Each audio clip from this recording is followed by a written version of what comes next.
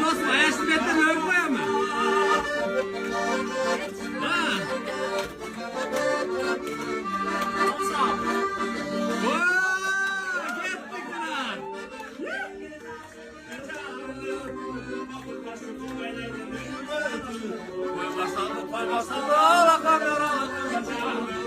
Hey bileyli bileyli nasıl gidiyorum bileyli bileyli başına giderim aklımı başlaşıma olsun olsun inanın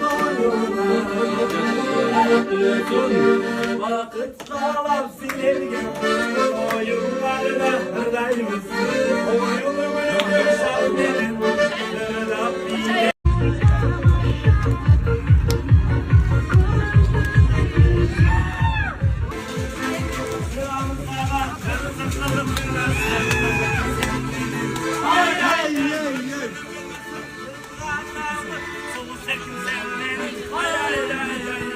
Özgördün mü? Kosonçu жылқы красавчиктері Манас шаарынан аяшыбызды алып кеткені келдік. Екі жаш бақытты болсын дейіз. Достар, косондар мына ақылқылар Құда қаласа.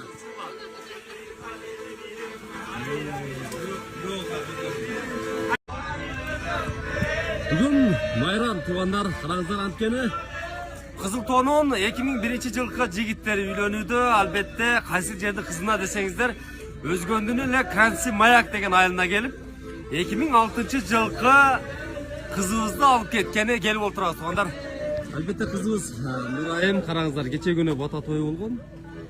Бүгүн азыркы учурда 2001лер алып кеткени келдик достор караңыздар. Бир туугандар, аксакалдар бата берүүдө.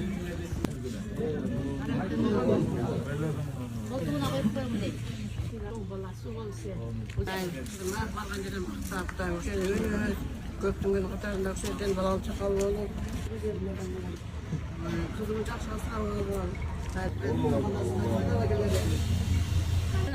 Қатарынан қалбай, тойларды қылып, үйлөнектер үйленіп бақтылы болғыла. Красный Маякты сулуу кыздары, мына бойдок жигиттер ат салсаңар болот мынакей. Бата берип аткан бат мейжем болот. Аябай керемет. О, сүйлөп батасын берип жатат. Елден бақтылы болған ошо. Анан кейін мына ЗАГСқа Сөзгө аябай чечен. Жолдорун ашыдыр болсын. Дөлөт берип Кайенече. Кайене, той кут болсун.